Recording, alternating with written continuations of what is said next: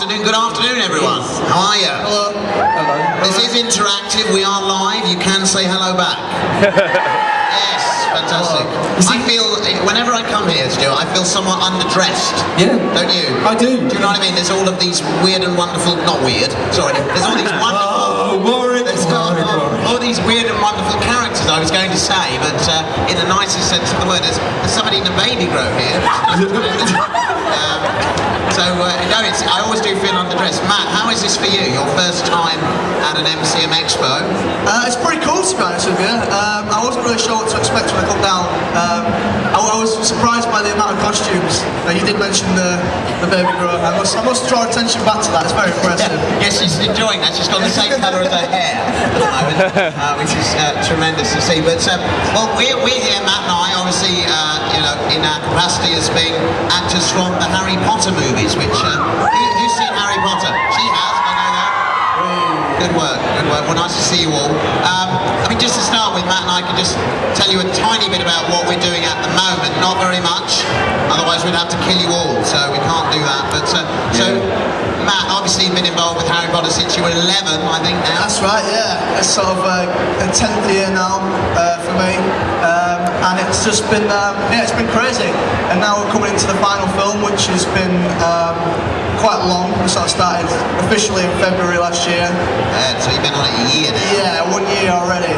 We're pretty much, I think, just about finished up on film 1, just about. A bit more left to do.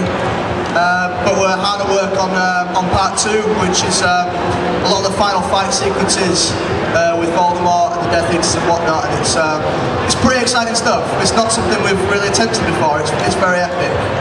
So how over the years, obviously you started when you were 11, and Neville's character, has he developed in an interesting way, something you've enjoyed sort of seeing happen in the books, and then obviously you portraying that on screen? Has it been fun? Yeah, no, definitely. I mean, like, when Neville first started, he was sort of this very shy, vulnerable character. Hello?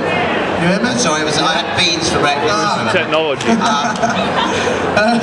Yeah, he was very shy and vulnerable, and he was bullied and sort of was looking out for friends, and then Harry was really the person that took him under his wing and looked out for him, and Neville saw how Harry watched, he watched how Harry was this born leader, and he sort of wanted to be that, and he's got this amazing courage that's really started to come through, particularly in this last movie. You do indeed. I've seen some of the stuff you've been doing, and it's certainly a very different Neville. Absolutely. Yeah, absolutely. Yeah. Been really, really cool. Well, fantastic. I mean, and I'm also working on the same film as Matt here, as well. It's been a big part of my life for 10 years, which is tremendous, and it's kind of sad that we might be coming to the end of it very, very soon.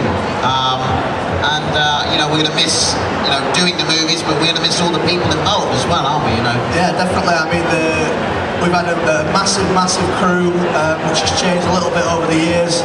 A big cast full of absolutely amazing people. I think everyone I've met there has just been an absolute delight to be around and work with. And that's one of the main things I'm going to miss, really, is all the people. I'm talking of the people involved.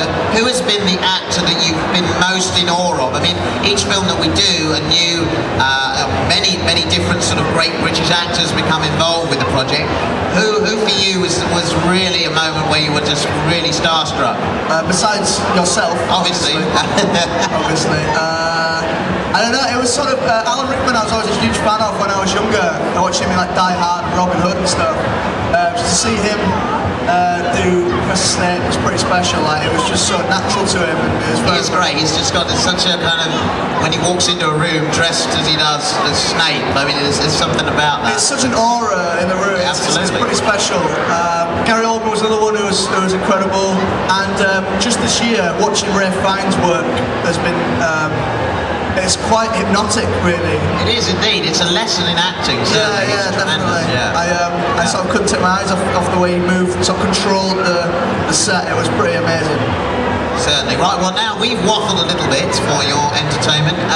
If you have a question, then go ahead and throw your hand in the air. All right, I'll start with this gentleman here. And Jerry Springer will come over to you with the microphone. Thank you. Okay. I hope you meant the younger Jerry Springer, otherwise you're in trouble. Did you have fun making the movies? Do we have fun making movies? The movies. Which movies? Harry Potter. Harry Potter. I mean, we do have a lot of fun very long hours, but we get to play kind of imaginary games like you do when you're a kid. You know, we get to dress up and imagine we're somebody else for the day and get paid for it. So it's really great fun. And what makes it more fun is that we can actually entertain people like yourselves as well. At the end of the day, when you all go to see it in the cinema, you know, we can sit back and think we did a good job because they're enjoying it. Is that Yeah, no, much the same. I mean, I was a huge fan of Harry Potter anyway before I even got the part. So for me, it was really a dream come true to be going into. I mean, I don't know if anyone's read the story. I try and shy away from it, to be honest. I said it a long time ago. When I was about sort of 9, 10, I first read Harry Potter. I did used to sort of dress up as Harry and sort of ponce around the house as Harry Potter.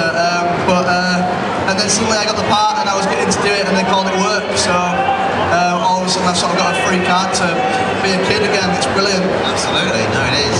It is. Thank you for your question, there, young sir. And we have a question Who have we got from this next? young lady here. Which film did you have most fun in recording? To film, which we were the most to film. My personal favourite was number 5, Order of the Phoenix. Just because Neville had so much more to do that year compared to previous years. There was a great diversity in the characters as well. There was a bit of emotion when he was explaining what happened to his parents. There was the action stuff where I felt like Tom Cruise for a few weeks, which was pretty cool. And still the comedy stuff in there as well. So that's the one I've enjoyed shooting the most. But I think number 7 might eclipse that this year, I think. For me, I enjoyed working on number 4, particularly just because there were just some really cool moments, particularly the Yule Ball. I really enjoyed being part of all of that, and we shot so much more than you'll ever see in the films. You know, particularly with the band, the Weird Sisters and stuff, and it was just like we were shooting a live rock concert in the Great Hall. So really, were you there though? Yeah, that was tremendous, wasn't it? I actually, you know, me and Bonnie learned the tango for 2 months and we never shot it. Never shot it. Was that because you weren't very good at it, or? Oh, well, I like to think not, but probably, yeah. But so number 4, I mean, Michael Newell, the director, we had a tremendous time with him as well. But as Matt said, number 7 may eclipse that for me. You know, working again as Flitwick and also as Grip Hook, it's been quite an adventure.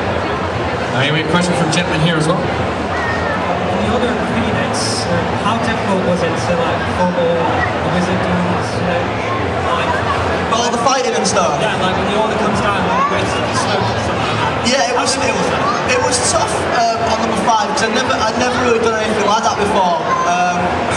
I'd never really done anything like it, and we had to sort of be firing these spells, and you had to sort of remember that you were making a movie, because if not, you just look ridiculous.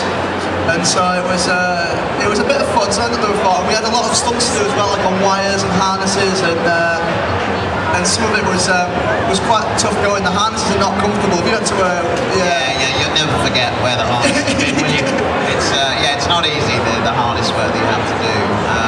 But yeah, just casting a spell is quite a complicated process. You have to get, you know, all of the movement right, and then there's a combination of special effects that go to create not only optical effects afterwards, but stuff that happens on set, air blasting at you and various other things to kind of create the whole illusion. Spells as well were actually, they were choreographed. They had somebody come in and teach us the right way to do each spell. Like each spell's got a different style of how you're supposed to do it. It's not just a flick of the wrist, it's all different. Do you have to go through all that training as well? Absolutely,